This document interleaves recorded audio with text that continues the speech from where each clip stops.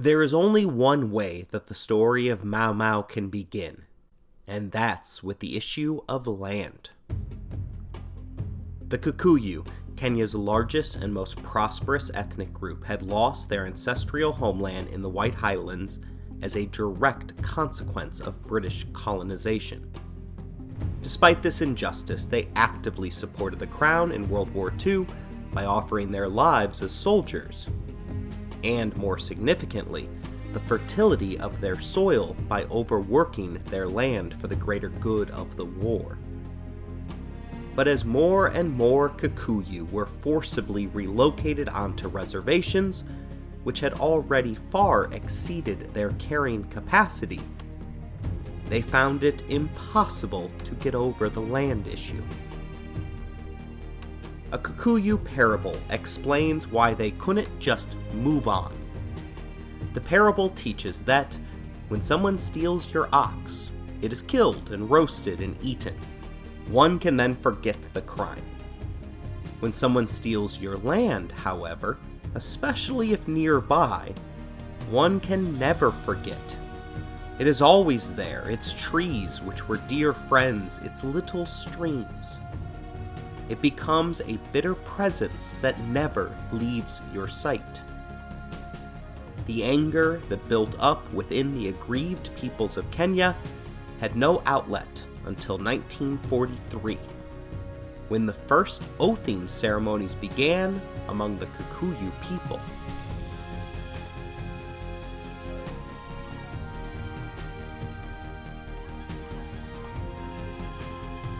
You're listening to Empires, Anarchy, and Other Notable Moments, a podcast designed for deep dives that assist in the teaching of history.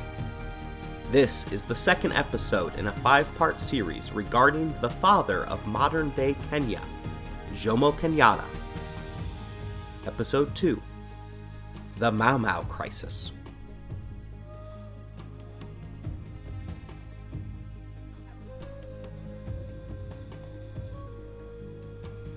There is little in our modern world that allows us to understand the power of these ceremonies that bound Mau Mau together.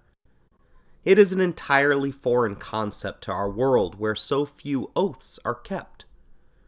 Just think about the last time someone said to you, "You can't tell anyone," and how quickly you then texted, tweeted, or whispered that information to another. Prior to this episode's events, Kikuyu men had taken oaths to forge solidarity during times of war or internal crisis. The oath would serve to morally bind society together in the face of a great challenge. In 1943, an oath was made to oppose the British until their land was returned. We can all get behind this concept. But the 1943 oath was more radical than what most of us would be willing to condone. For this oath included the requirement to violently oppose the British and absolutely anyone that helped their oppressors, particularly loyalist Kikuyus. Unlike previous iterations, this time the oath was expanded to also be administered to women and children. This was not a simple pledge done quickly in the shadows and then forgotten. The ceremony sometimes included well over 100 participants. Initiates would enter into a subliminal state after passing through an arch of banana leaves, before shedding all their clothing, metaphorically transforming from their former self in order to be reborn as a true member of those who had taken the oaths, or as they became referred to, the Mau Mau. A ritual goat would be slaughtered, and then binding vows would be administered, such as, do you agree to become a Kikuyu, a full Kikuyu, free from blemish? To which the response was, may this oath kill me. Questions progressed upwards towards violence, including, if I know of any enemy to our organization and fail to kill him, may this oath kill me. As well as, if I reveal this oath to any European, May this oath kill me.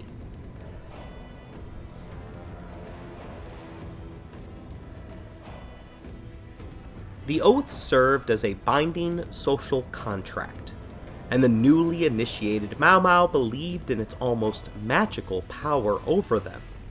They truly accepted the idea that any violation of the oath would result in their immediate death at the hands of their traditional creator god, Guy. The colonial government estimated that the first Mau Mau oath, or the Oath of Unity, was administered to nearly 90% of the 1.5 million Kikuyu.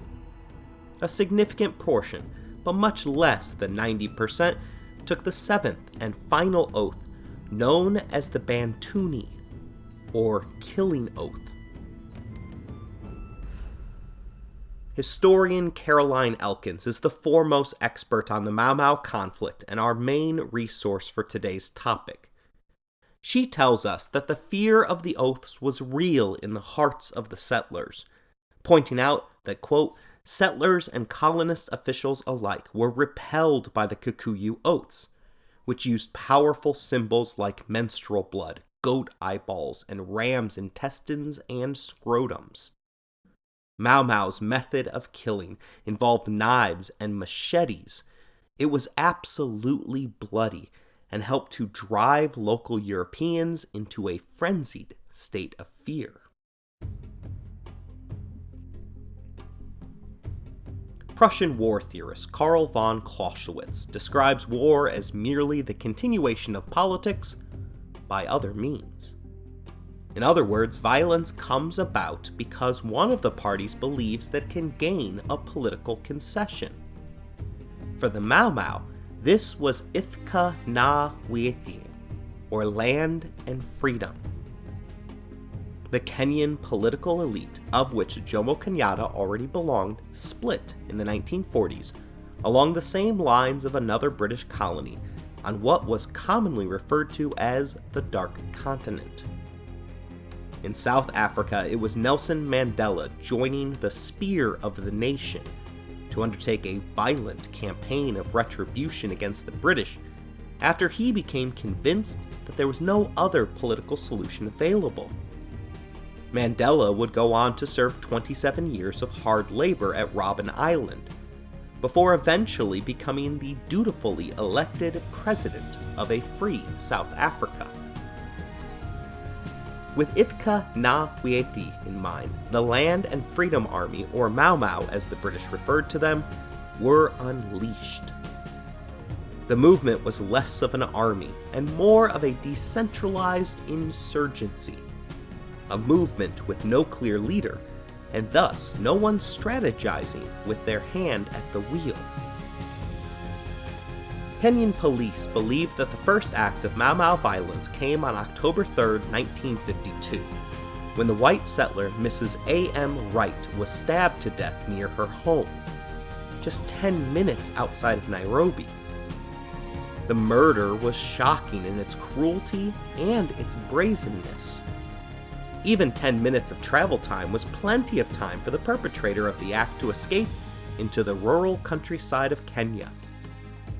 The death of Mrs. Wright may have been the first act of violence, but it was far from the last.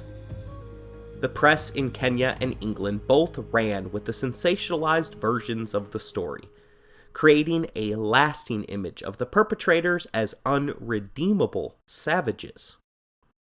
Elkin suggests that it was the British press in stories like this that really created the concept of Mau Mau. Absent the naming of it, the movement could have just remained a faint concept in the background.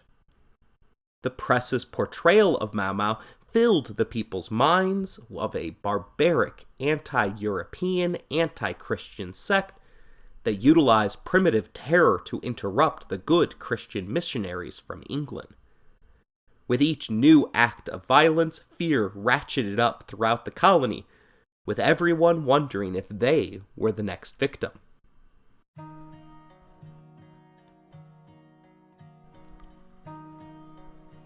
Simultaneously, the contrast in descriptions between the white settlers and black Mau Mau only grew wider.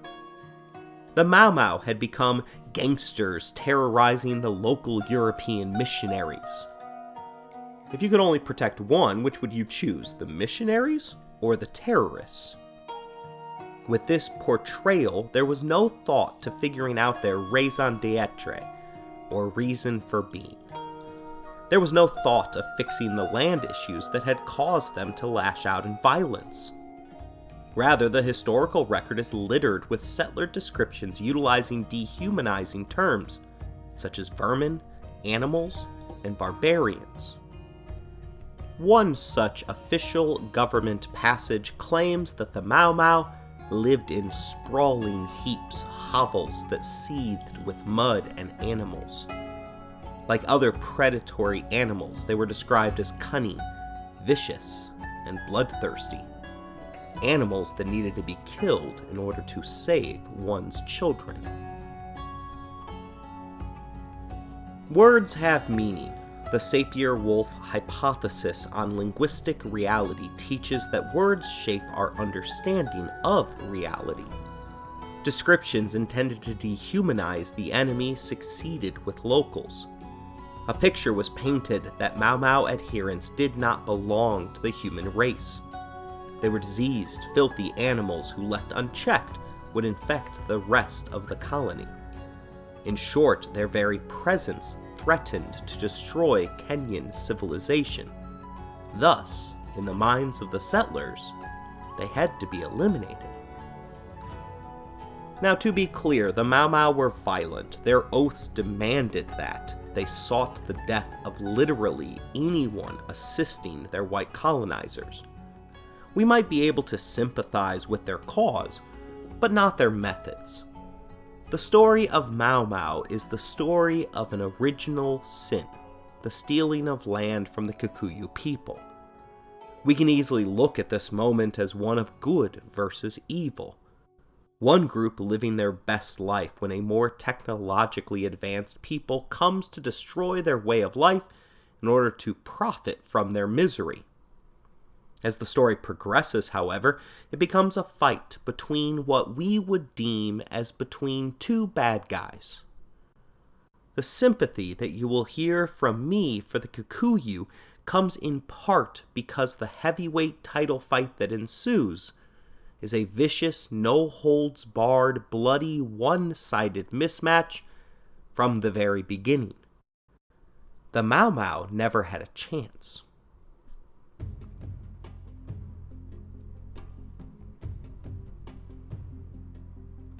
The first colonial response that went far beyond a normal policing mandate occurred on November 23, 1952, at a marketplace in Kerara. Several hundred Kikuyu crowded the marketplace on that day to listen to a young man who claimed to have had a vision regarding the end of colonial rule. Police ordered the crowd to disperse, but when no one moved, more than 20 officers fired several rounds from their automatic weapons. When the smoke cleared, nearly 100 unarmed villagers lay dead for the crime of gathering at a market. Adding insult to their deaths was the fact that no white nor black member of the police force was ever tried for the crime. By this point, Kenya had become a powder keg, just waiting for the fuse to be lit. That flame came with the murder of Chief Rawahu, a British loyalist whom the press had dubbed as Africa's Churchill.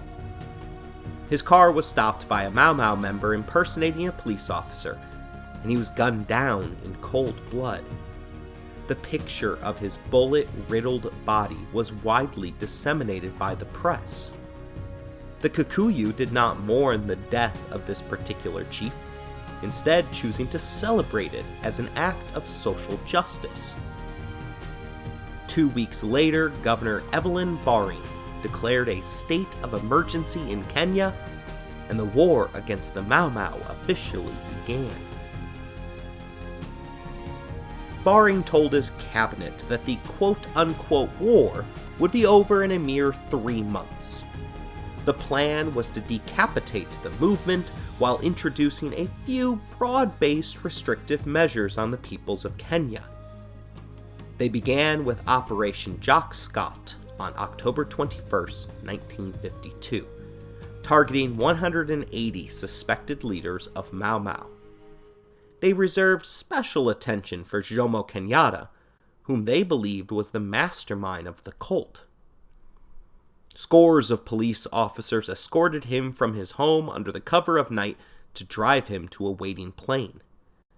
As they took off, Kenyatta became convinced that he was to be thrown mid-air from the flight into the forest below, a location where his body could never be recovered. There were times in the next 6 years that he likely wished that his unassisted aerial flight had occurred. Instead of getting rid of the leader of one of Africa's largest Kikuyu political parties, Kenyatta was taken to Kapenguria, a courthouse in the most remote and inhospitable region of Kenya.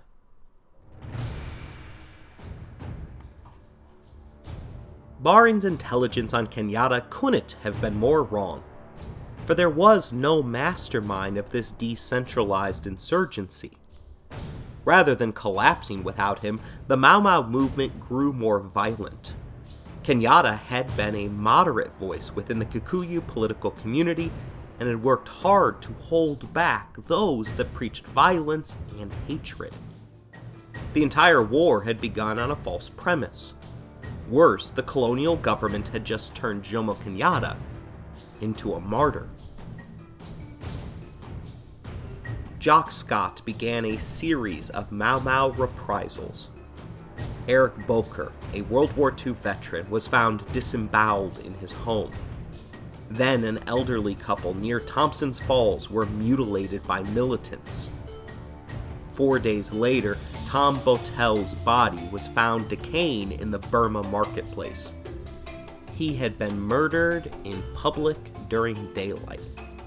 These stories gained traction and came to dominate both everyday conversation as well as the local news cycle.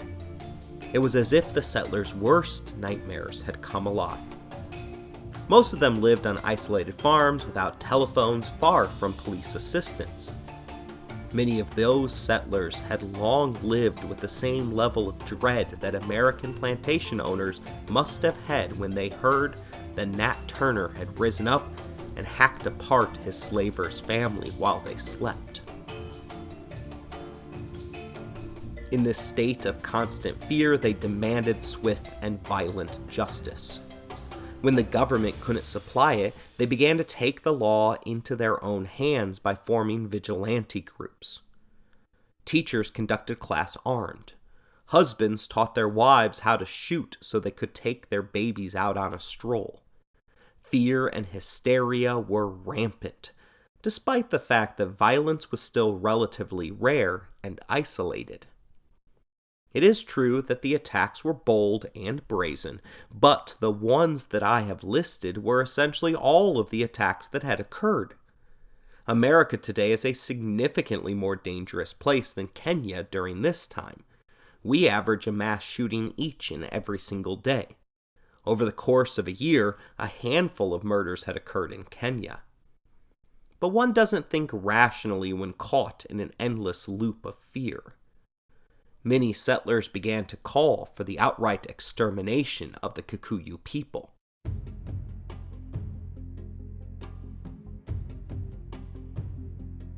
Baring hadn't planned much further than Operation Jock Scott. After all, he thought that it would be a quick 3 months war at the worst. The Kikuyu that were rounded up had been thrown into detention camps without trials. This was despite the fact that the Geneva Convention and Article 5 of the European Convention on Human Rights were both already in effect. The two international legal demands had been created to prevent a repeat of the atrocities of German concentration camps, as well as heinous Japanese POW camps. Remember, it's 1952 at this point in the story.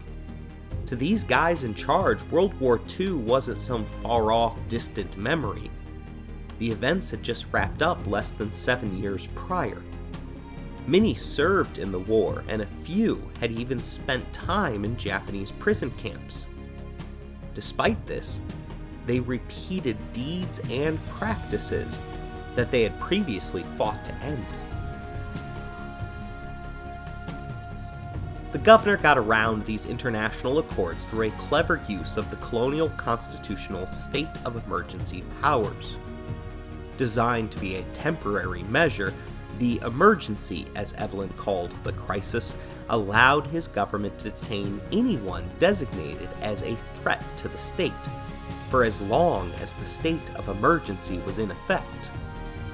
While it was designated to be short-term in nature, barring would never remove the designation. Now, given dictatorial powers, the government's arrest numbers piled up quickly. In September 1953, there were 1,500 Mau Mau suspects in camp. By June of 1954, it had swelled to at least 40,000. The camps eventually held 80,000 Kikuyu, set up with the intention of institutionalizing torture, hard labor, and eventually death. Thus, less than 7 years after defeating the Nazis, Britain found itself in the curious position of constructing its own labyrinth of detention camps in order to preserve their colonial rule in Kenya. Like Hitler, the British justified their nefarious decision-making by wrapping it within simplistic metaphors involving the medical community. They told themselves that the purpose of the detention system was to quarantine those who had been forcibly infected with Mau Mau sorcery. It was once again an opportunity for the settlers to fix them, while simultaneously preventing this disease from going viral to their other colonial assets.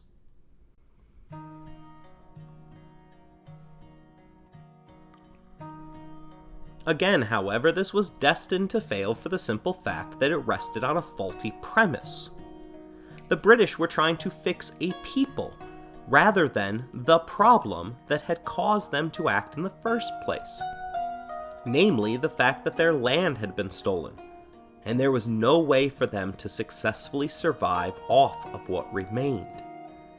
To them, it was a question of whether they would fight or accept a slow but inevitable death of their people. Their backs were against the proverbial wall, and there's nothing left to do but fight for survival in that situation. This desire to fix the Mau Mau meant that rehabilitation would be the name of the internment industry.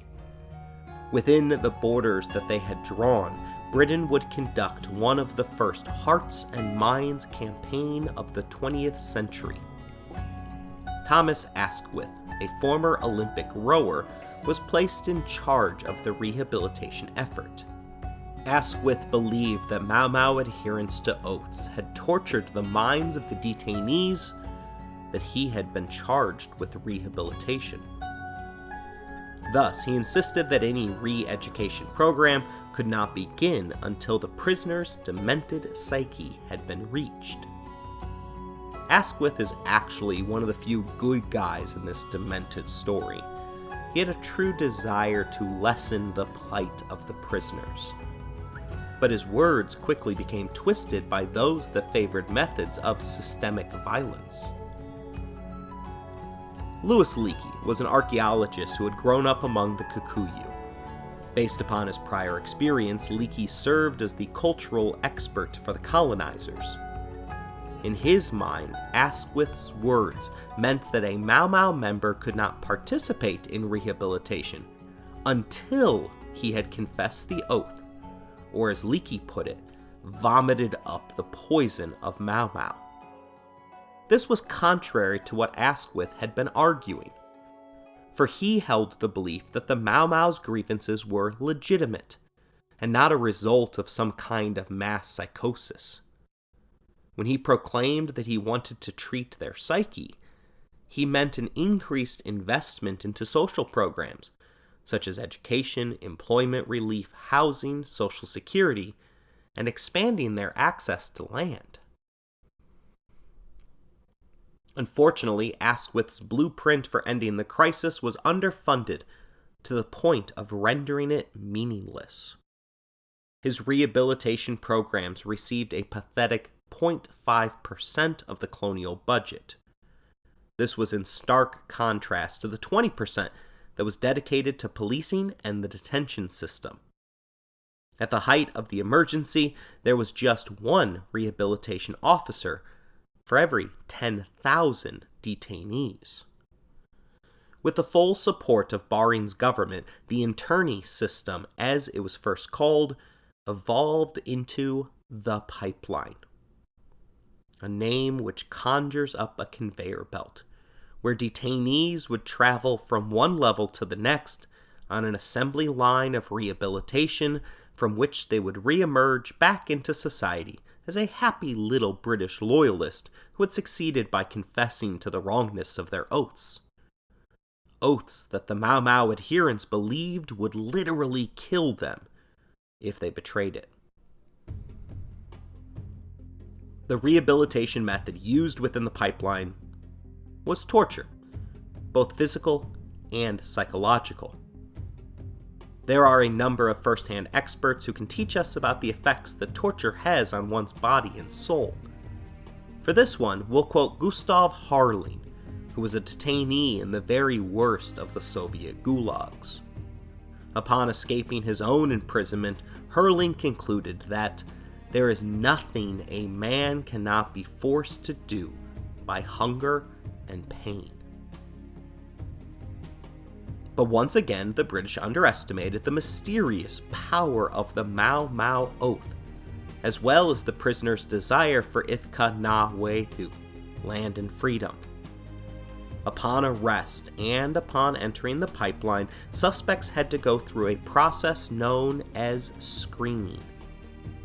The process varied with each camp, but it was always humiliating. Screening remains the one word in Kikuyu land today that is synonymous with British colonial rule. As Caroline Elkins was interviewing pipeline survivors, the men and women that she interacted with never translated the word screening into their own language. Instead, they paused in their own tongue and tortuously enunciated the English word screening in a slow, deliberate, colonial British accent. This is because there is absolutely no word in the Kikuyu lexicon that captures the same excruciating meaning of what these prisoners went through.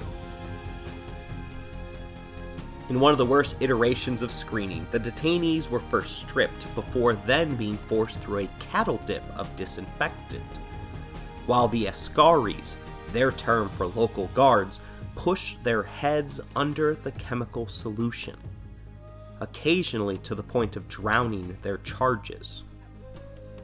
Carew, who was a young man when he entered the pipeline, described his ordeal to Elkins.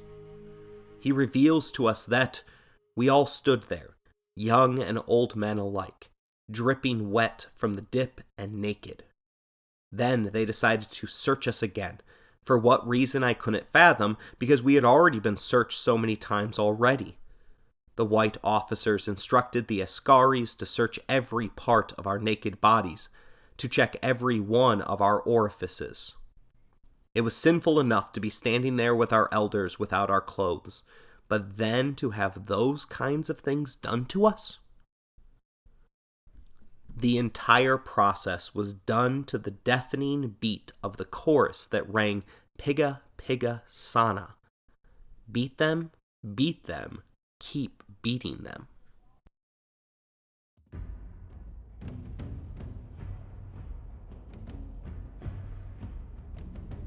The "those kinds of things done to us" comment by Carew defy the modern mind, to the point that I have to mention a warning about some graphic descriptions coming.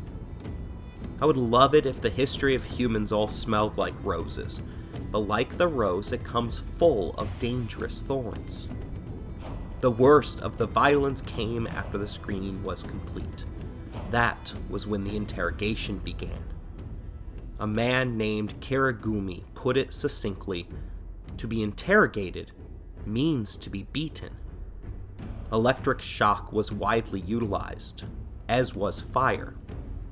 Bottles, often broken, gun barrels, knives, snakes, vermin, and hot eggs were each thrust up men's rectums and women's vaginas. The interrogation teams whipped, shot, burned, and mutilated Mau Mau suspects, supposedly to gather information about military operations, as well as incriminating evidence to be used against the suspects in court.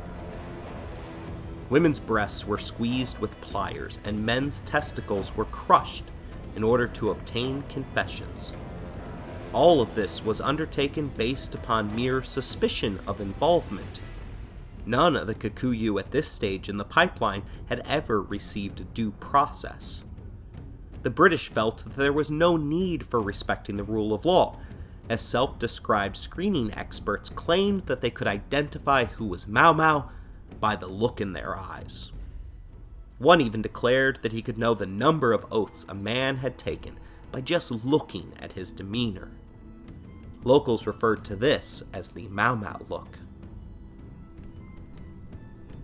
The violence began anew with each day's roll call and never ceased while in the pipeline. Askaris arrived each day armed with guns and their trusty Viboko rhino whips. These guards had been indoctrinated by the system to fear their charges. They were repeatedly taught through training that Mau Maus were cannibals, and that unless the guards succeeded in getting them to submit to civilized rule through violence, that they or their family would become the next victim. But it would be wrong to view these men as mere victims of an evil system. There were Askaris that were kinder than others, those who performed their duties with professionalism rather than sadism. Guards always have some options, able to choose whether they would respond with brutality or compassion. Without exception, ex-detainees pointed to the Kikuyu loyalists as the pipeline's most brutal enforcers of the system. German socialist Wolfgang Sofsky details this phenomenon via the experiences of the Nazi concentration camps. Sofsky explains that there were never enough Nazis to dominate their victims. In order to succeed, they needed help from others residing within their world. If the Polish, Austrians, or even members of Vichy France hadn't bought into the Nazis' work, it would have been impossible to operate the Holocaust's worst extermination camps on their formerly sovereign territory. They could have resisted, but instead they complied. Inside of the camps, capo officers were chosen, tasked with forcing inmates to comply, even when the guards weren't watching. Within his work, Sofsky stressed that by making a small number of victims into his accomplices, the regime blurred the boundary between settlers and inmates. If not for the self-administration and the collaboration of the prison detainees, discipline and social control would soon have buckled and collapsed. Loyalists and Askaris had a lot to prove to themselves and others. They had chosen the British side, and had received great privilege because of it. This privilege, however, came at the direct expense of their former friends and tribal members. There was great shame for these loyalists. For as long as Mau Mau remained, they faced the constant reminder of the internal conflict that they lived with regarding the difficult decision that they had made to choose an easier life for themselves. Professor Chris Poulsen writes that the roots of violence are found in emotion, particularly in the complex emotion of shame. He teaches that the dark side of shame is a sense of defectiveness, a sense of powerlessness, of worthlessness. That shame can explode into violence against the self and against others. It serves as the underside of narcissism. The combination of this desire to better their own lives and the shame of it ruining the lives of others resulted in truly detestable actions. Thus, the loyalists' self-loathing found an outlet in violence against others. One of the most famous Kikuyu to switch sides and serve as a member of a pipeline screening team was Peter Mugai Kenyatta, the son of Jomo Kenyatta. Peter had joined the Athi River camp after making his own confession while in the pipeline.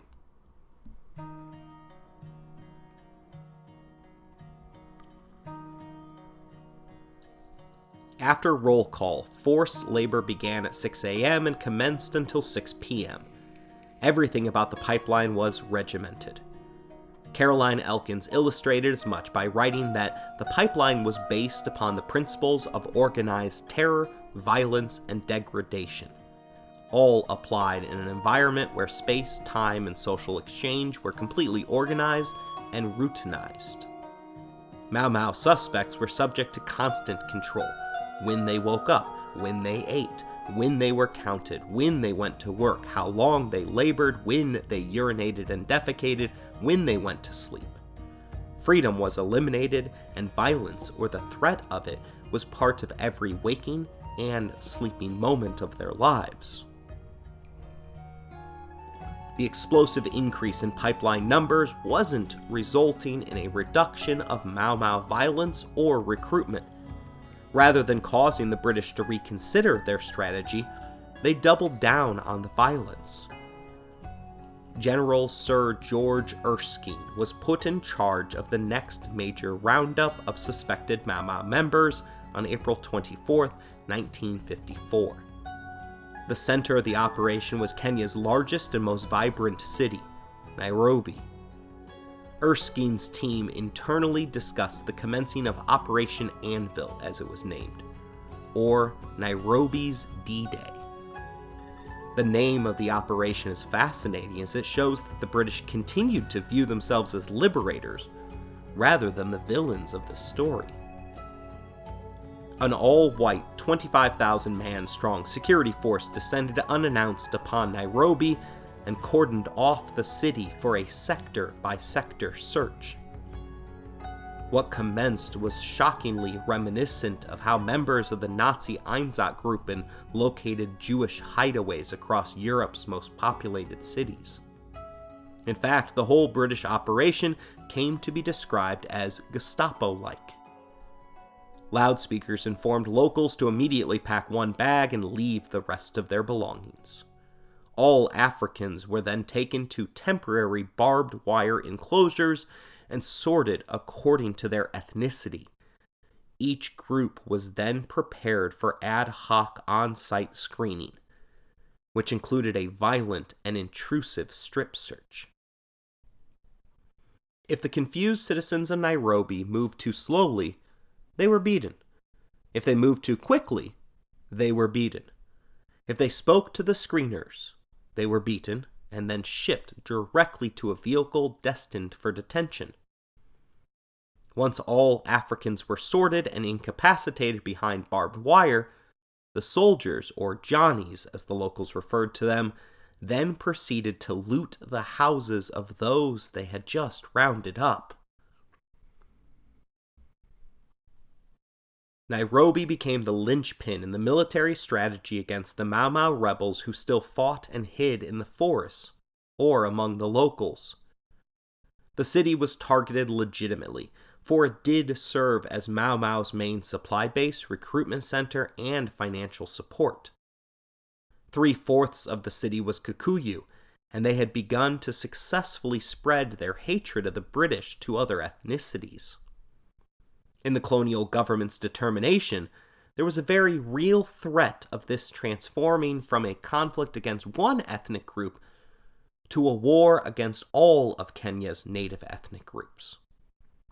Operation Anvil was designed to nip it in the bud before the contagion spread.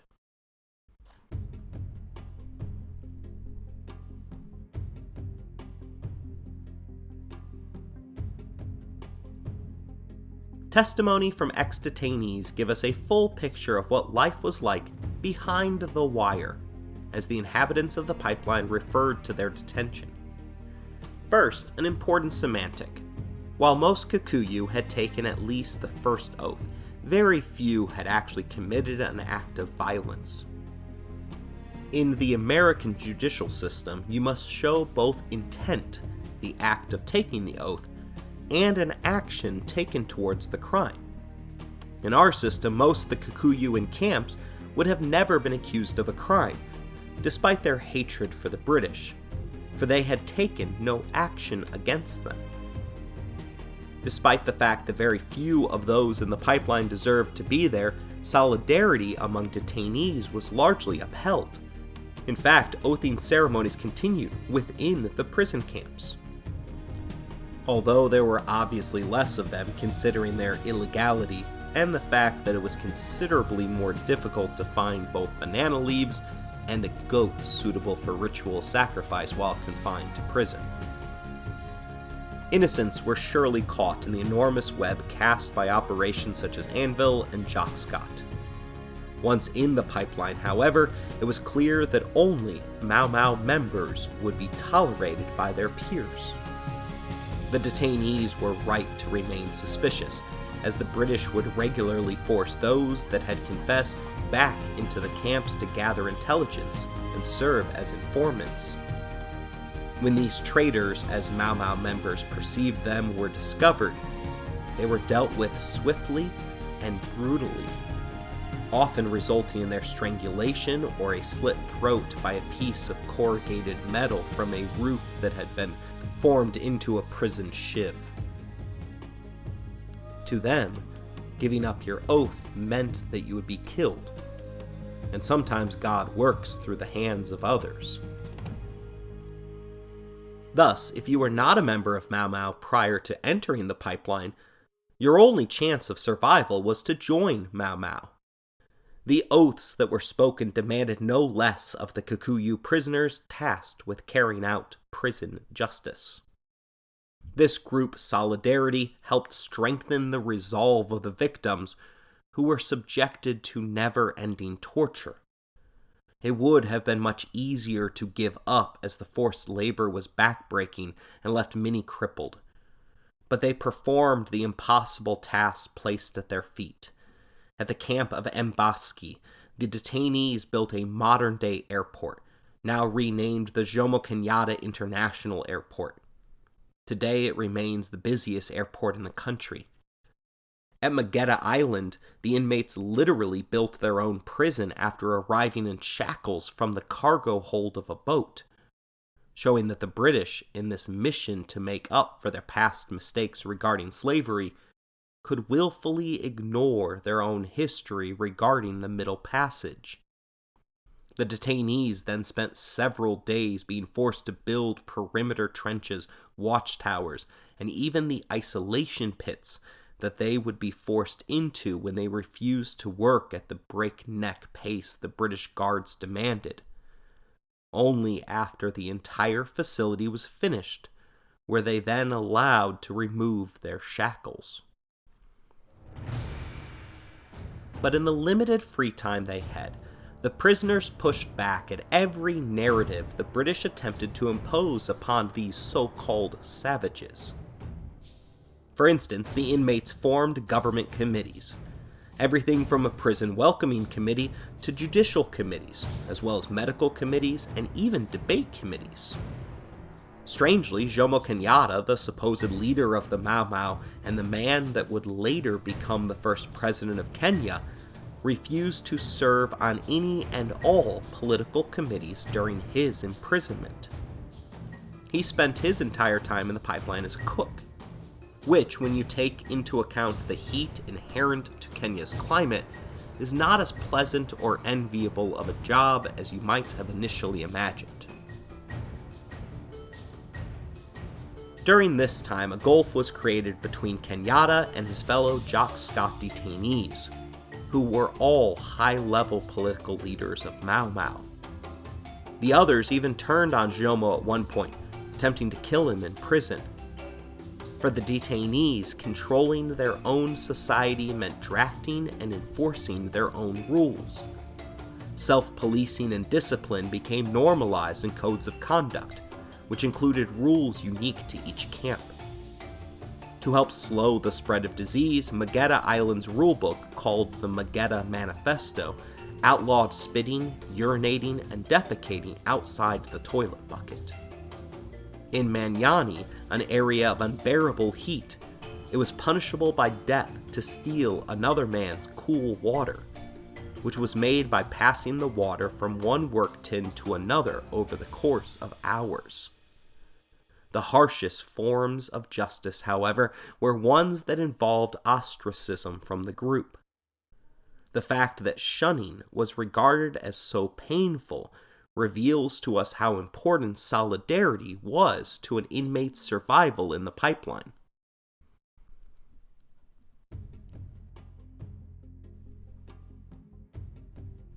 As is true in all prison systems, detainees worked with guards in order to build a functioning black market. One of the unique aspects of this underground economy was the smuggling of letters. The letter-writing campaign wasn't just to loved ones outside the camps.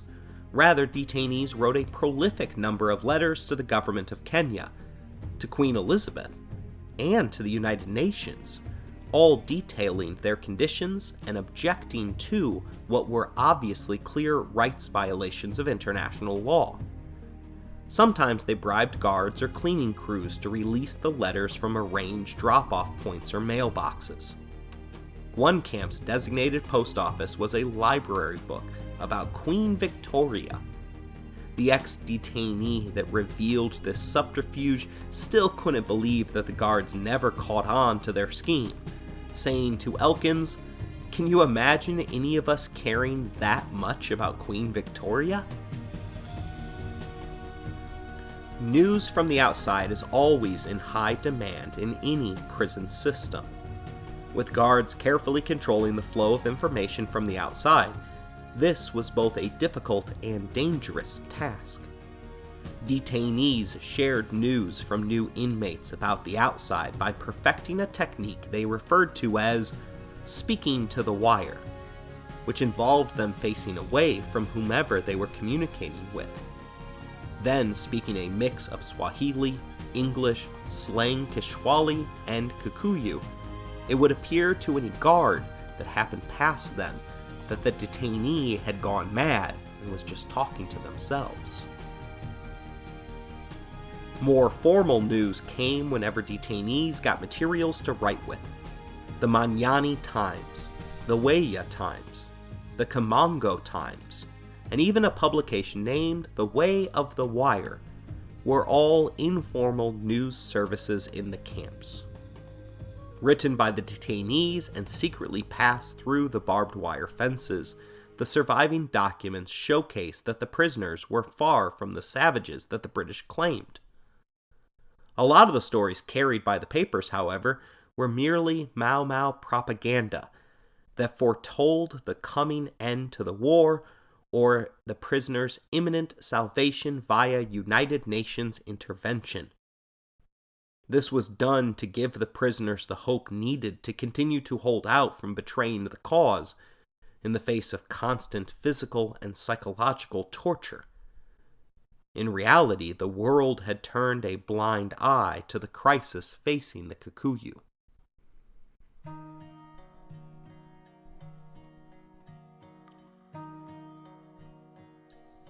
The supposedly filthy vermin, as the British saw them, also chose to use their time and attention to educate themselves. Some of the detainees were already well educated from their experience in missionary schools. A few even had advanced degrees from foreign universities. Jomo Kenyatta, for instance, held a master's degree from the prestigious London School of Economics.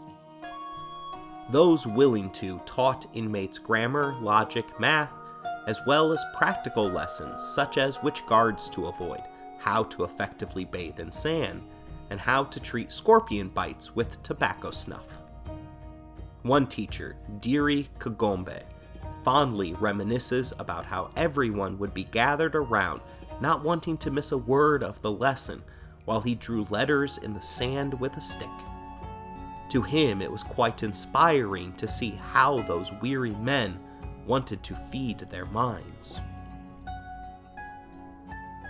They also spent a large amount of their time handing out nicknames. Detainees would rarely refer to their jailers by their given names. Instead, they referred to them via nicknames. For the Kikuyu, it was a way of taking power away from their torturers. Their creativity seemed endless, as they addressed one individual as Muru wa Itna, or son of the buttocks. Muru was, of course, Itna's kid. Itna meaning ass. Some nicknames were to send signals about who to avoid. For instance, there was Koboboro, which meant the killer, as well as individuals named Mormor, the whip, and the man with no shirt. That last one designated a particularly brutal settler who was known to take the time to remove his shirt every time he committed the heinous crime of raping a prisoner. But there was also Wagathundia, which translates to something along the lines of the ugliest human being that you could ever imagine.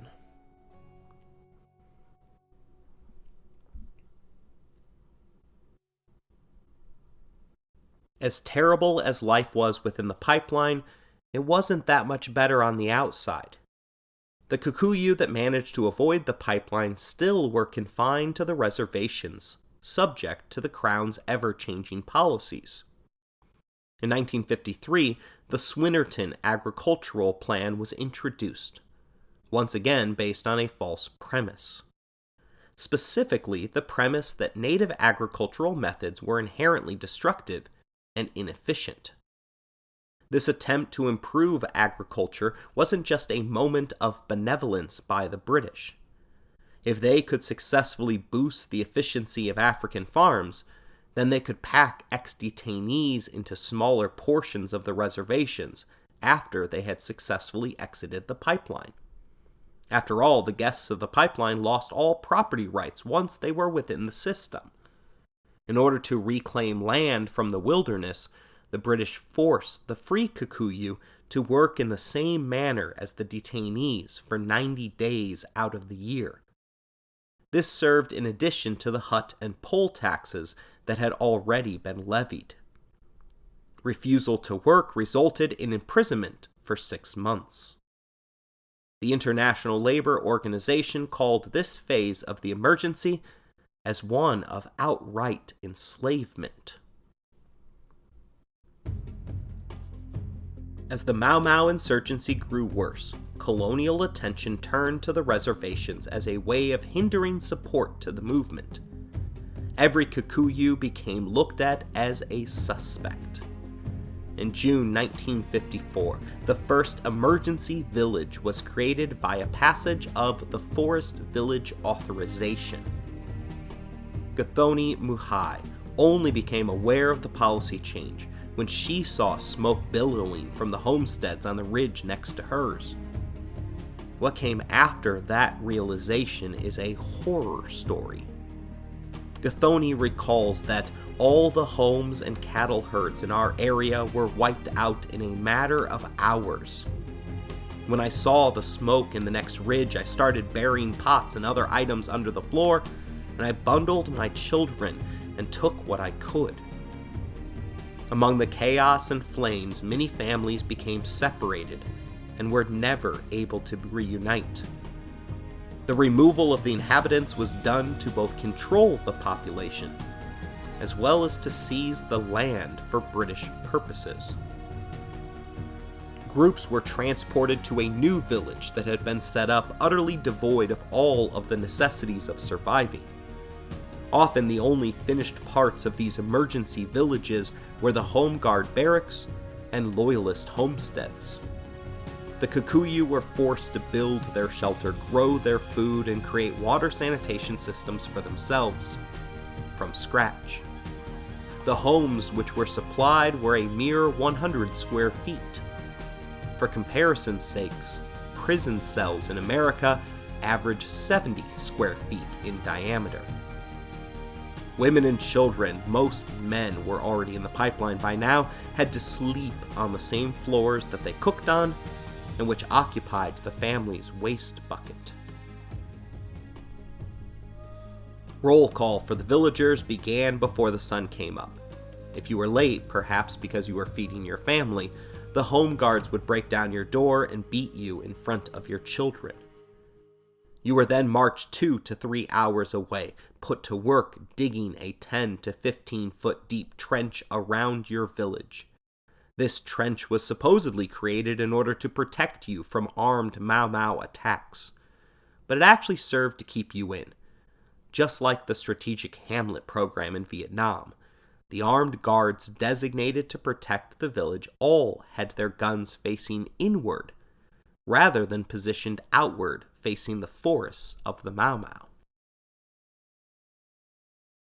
The official British numbers for the detention system do not include any of the families caught up in these emergency villages. But when you consider them as part of the detention system, you begin to realize that over 95% of all Kikuyu were detained in some fashion. For these people, there was no difference between life within or outside of the pipeline. Failure to work had its own special punishment in the reserve villages that served as both physical and psychological torture, called the daki. The daki was a pool about 4 feet deep and filled with water. It was then covered with a thick matting of sisal branches, forcing those trapped inside to crouch and fumble their way around in the wet darkness. More than a dozen captives would be kept inside the cell at any given time, huddled together in the center for both heat and protection from the snakes and vermin that had come to infest the cell. Food collection occurred exactly once a week in the village. If you happened to be in the daki during that time, your family would miss out, be forced to become beggars for the week. It is at one of these communal plots that Elkin introduces us to one of the most sadistic characters in this insane story. The locals referred to him as YY.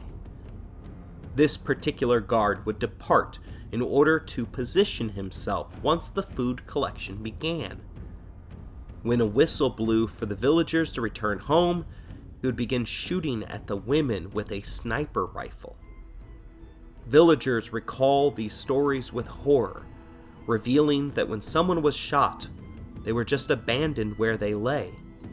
It was like he was hunting wild game. YY was also known as he without a shirt.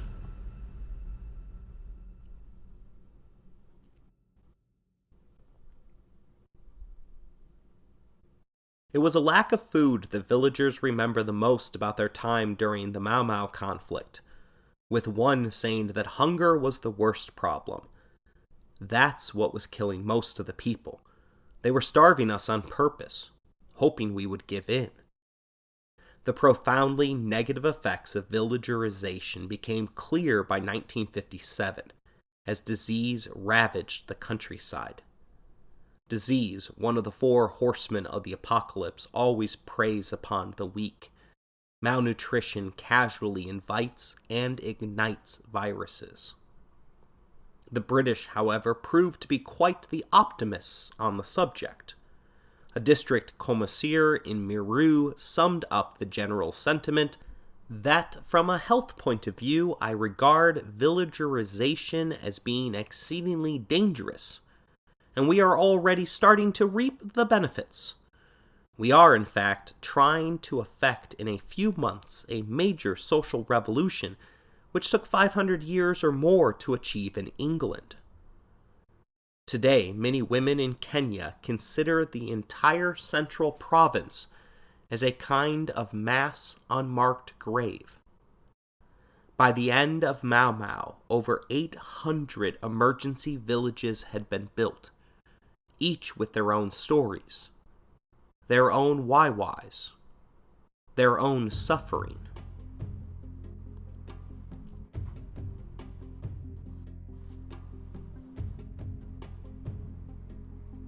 Women were found at all levels of the pipeline. Committee Camp was the largest prison for female Mau Mau adherents. In addition to the screenings, roll calls, daily torture, and forced confessions, women were also forced to attend instructional classes on developing good domestic skills, like how to mend their husband's clothes. Toilet bucket and gardening duties were the most sought after at committee.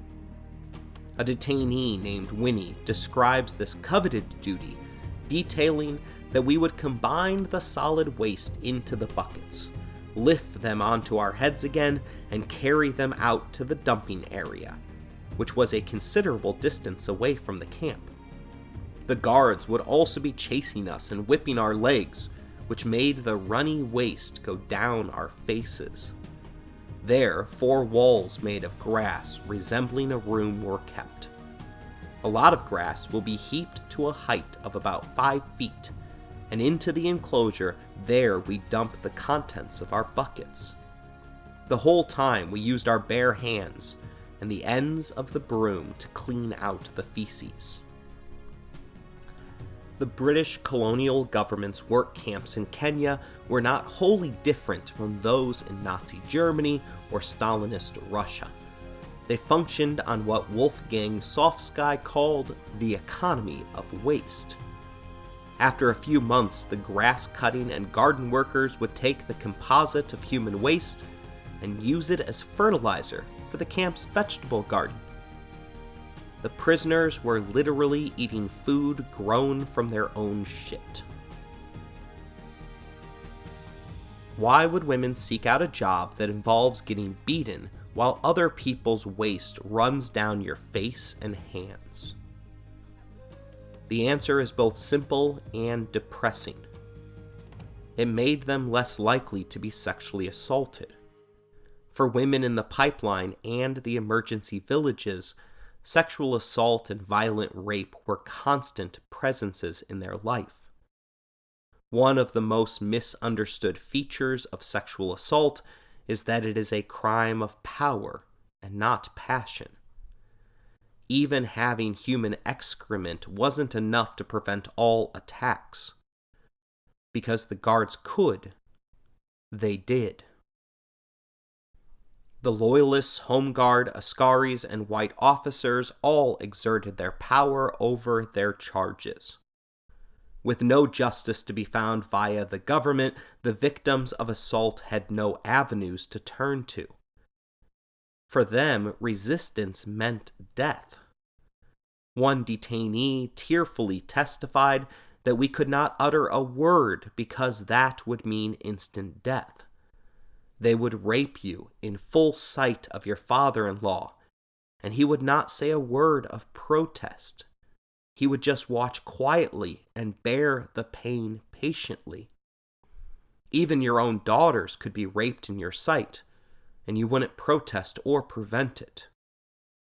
Mothers and daughters were sometimes assaulted together in the same hut by white and black members of the security forces. Rape was so common that some women complained about being assaulted while on work duty and then still having to fulfill their work quota afterwards without being given enough time remaining to complete it because of how long the assault took. Failure to complete such assignments could result in being beaten, raped again, or thrown in the docky for an unknown amount of time. Margaret Yararu explained it to Elkins, saying that we felt that we would rather allow them to rape us than get killed, especially those who had small children depending on them. Children were regularly born of these violent acts. In 1959, camp officials estimated that about 15% of the detainees and convicts had at least one child in the camp with them. Many of these children earned the term Nusa Nusa, or Chotara, meaning half-caste. These children were constant physical reminders of the repeated rapes their mothers had endured.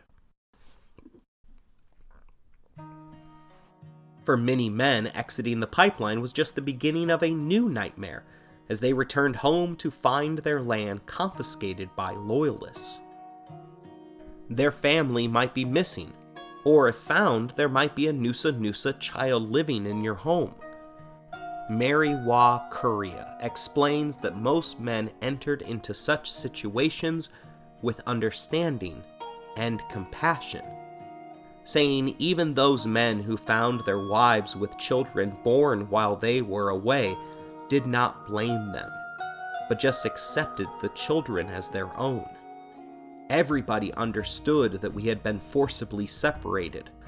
Whatever happened cannot be blamed on anybody, because all of us have been living in our separate hells, where no one had any certainty that the other would survive or that reunion would be possible. But there were instances of men that could not handle this new normal. The suicide rate for ex-members of the pipeline was exceedingly high.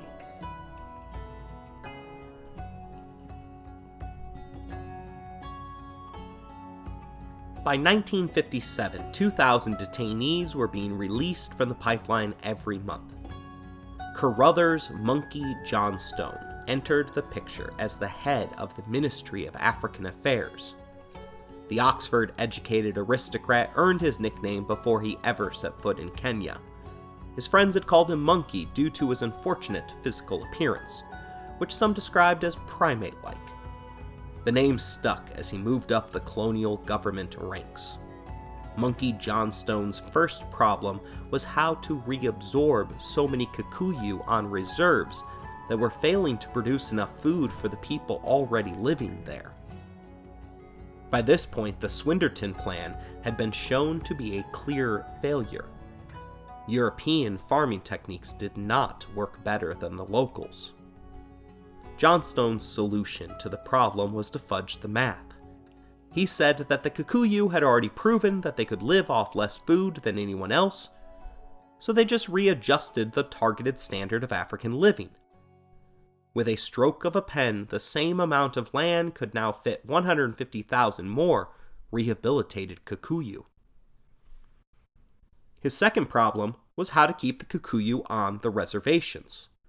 Many ex-detainees had lost their families during the war. Without someone to embrace them, they weren't welcome back among the community, because they were known to have betrayed their oaths in order to exit the pipeline. Each side of the conflict refused to aid them. The loyalists weren't going to share their spoils with ex-Mau Mau, and there were no jobs available on the reservations for oath breakers. Many just resorted to a life of wandering. In fact, juvenile delinquency and child prostitution skyrocketed, as children did anything that they could to survive. Young girls that worked in the Nairobi brothels would sell their services for 2 shillings, the equivalent of 1 meal. Overpopulation of the reserves meant that hordes of the Kikuyu left the reservations to Nairobi to try to find work. By the end of 1956, 3,000 Kikuyu were being arrested each month for minor offenses. 2/3 of those arrests were mere ID and curfew offenses. Despite the pipeline successfully churning out 2,000 Kikuyu a month, just as many were entering the pipeline, transforming it into a revolving door of detention. Governor Baring and Johnstone had to find a way to break the Mau Mau detainees even faster. The solution came out of Wia province. Violence and torture had for years dominated life in the camps. A cornucopia of terror, including public brutality, rape, and starvation, existed within the villages and prison camps. Yet Deary, a man who lived through 7 of the worst camps in the pipeline, described Wia as the nadir, or lowest of the low. It was in Wea that Askaris would shackle detainees to posts and then take sap from a leaf known to attract mosquitoes and rub it slowly all over the victim. Within minutes, the man would be covered from head to toe with mosquitoes. It was such a terrible scene. One detainee said that you would never have recognized them afterwards. Their bodies had been devoured. In Wea, detainees had finally had enough and fought back. In one prisoner's words, they did it to show the commandant that they would not die like cowards, even if some of us had had their manhood taken. Amazingly, the detainees were able to take the prison facility, and without weapons of their own, held off the guards for 4 days, despite the fact that the government had sent out a general service unit and the Kenyan police reserves as backup. It was food denial that finally ended the standoff, as the detainees had already been without food for 6 or 7 days prior to the revolt. This heroic act of defiance ends with an unintended consequence for the peoples of Kenya. Just as the courageous Warsaw Ghetto uprising, the defiance was futile in the end and set a course for the system to become even worse. Monkey Johnstone brought in Terence Gavigan, an outsider who would serve as a fall guy if his theories didn't work. Gavigan applied a policy based upon John Cowan's dilution technique. The dilution technique was pretty straightforward. If you could force them to agree with you on simple things, it will make them more likely to agree with you on the hard things. They would bring in a group of 50 hardened Mau Mau, the worst of the worst, individuals who had been in the pipeline for over 4 years and had steadfastly refused to break their oaths. The detainees were ordered to do a simple task, such as picking up a pencil that the guard dropped in front of them, or bending down to lick the floor. If they refused, they were forced to physically comply with the act. These beatings were savage, and only let up once the task was completed, therefore forcing the prisoner to submit, even if it was symbolic only to the guards. Askaris now had the authority and green light to utilize unbridled brute force to overpower the detainees. Gavigan described his methods as a kind of rape, and that for his methods to break the hardest of the hard, there had to be a phase of violent shock. It was for this that Gavigan earned the nickname Karuga Dwa, or the Big Troublemaker. The dilution technique worked. Many Mau Mau broke down during the song and dance portion of rehabilitation class. Deary, a prisoner at Wea, explained, it was because they had been so abused, and sitting there, incapable of being able to sing, and then being beaten for that incapability, they just couldn't take it anymore. For his installation of a system that he himself referred to as a kind of rape, Gavigan was promoted. With his newfound power, he fired Asquith, the one good guy in the system who had been trying to rehabilitate the Mau Mau. Gavigan's ascension to power ended the farce that had been rehabilitation. He even earned the rank of Prestigious Order of the British Empire, the first level to achieving British knighthood.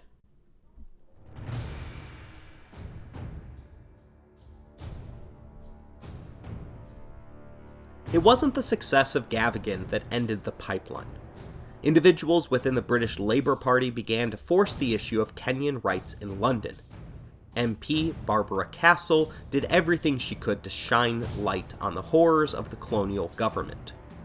Through painstakingly hard work, public breakthroughs began to slowly occur. For instance, the Lalatang letter was published. This was a letter from an inmate written eloquently in English and published that described everyday life in the pipeline.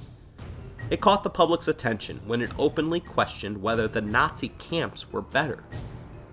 At the point of the letter being published, native Kenyans were being elected to join the colonial government.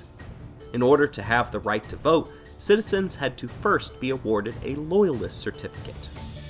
This kept most anti-British leaders out of office, but there were those willing to cross the partisan line for the right cause.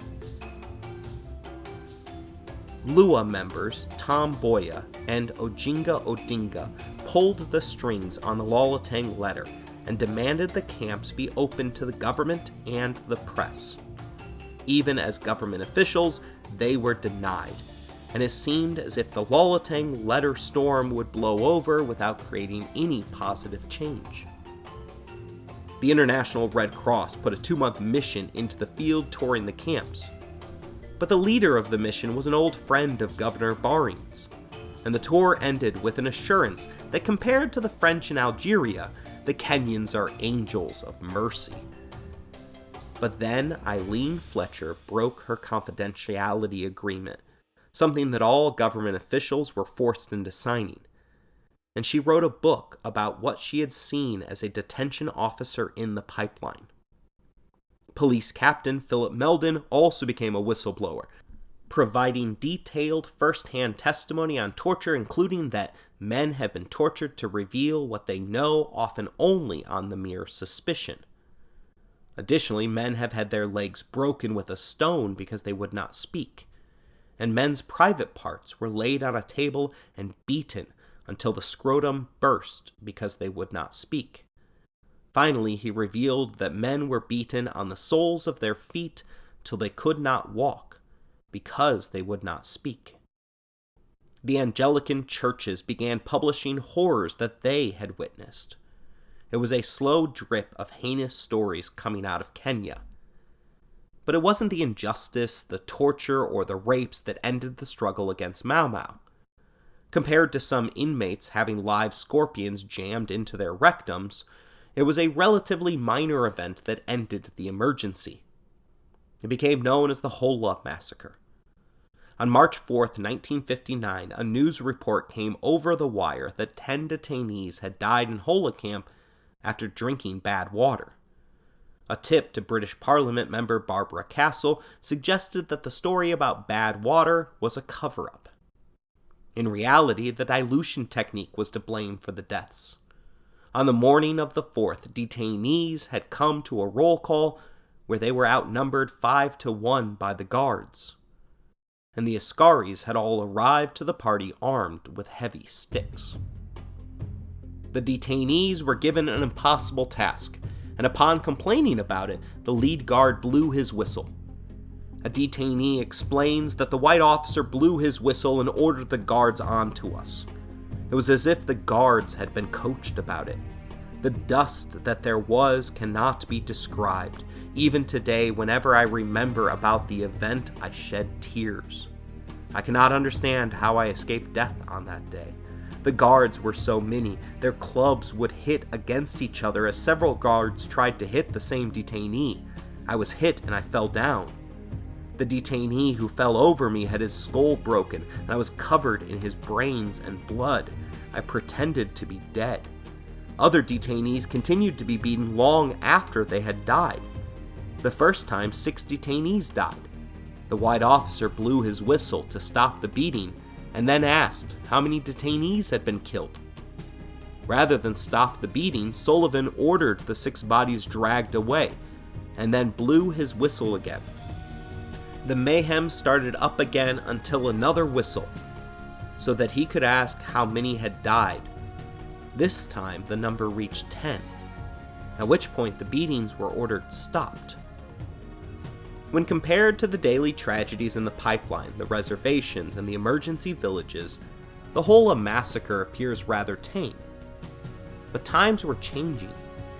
It was now 1959, and the 3-month-long war against the Mau Mau that Governor Baring had promised was finishing its 6th year, with little end in sight.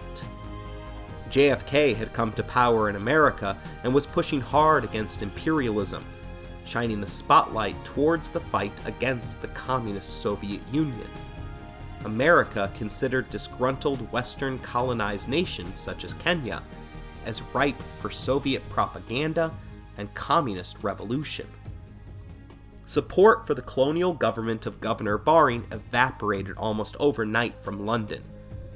Instead of grandstanding for liberty and justice, London quietly forced the major players into retirement.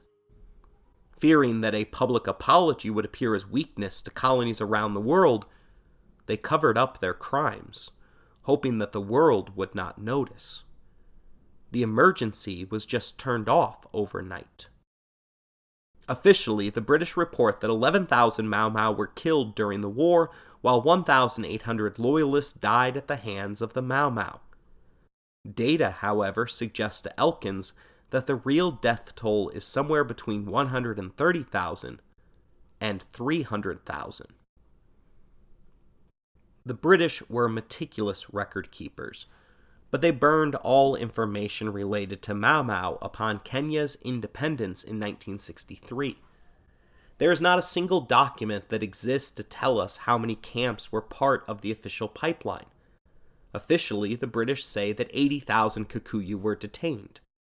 If, however, you include all parts of the system, that number ends up closer to 1.5 million, virtually the entirety of the Kikuyu population. Just 7 years after the Holocaust, the British had conducted a murderous campaign to eliminate the Kikuyu people, and the world stood by to let it happen. To this day, there has never been any form of official reconciliation in Kenya. There are no monuments for Mau Mau. Children are not always taught about this part of their nation's past in school. They cannot speak about it except for in the privacy of their own homes, and with the exception of the relatives of the Hola massacre, there has never been any kind of financial consideration given to those who lost family members in the camps and villages or property to the local loyalists. It is as if it never happened. One student in Kenya explains on Kiora that Kenya's history curriculum as taught in schools is more outward-facing than inward-looking. Mau Mau is only taught to Kenya's students in detail once they reach high school, and even then the focus is largely on politically correct figures, such as First President Jomo Kenyatta, and peripheral issues surrounding settler barbarity and the like. Mau Mau itself as an entity is not quite dwelt upon in schools beyond a cursory mention. Our next episode will look at the political rise of Jomo Kenyatta, detailing the role that his trial and detention played in that political rise. If you enjoyed this deep dive into the historical past of Kenya's detention system, I strongly recommend that you pick up a copy of Caroline Elkin's Imperial Reckoning, the untold story of Britain's Gulag in Kenya. It was well deserving of its win of the Pulitzer Prize for Journalism, and goes into great detail regarding the Mau Mau conflict via interviews with those that lived through it.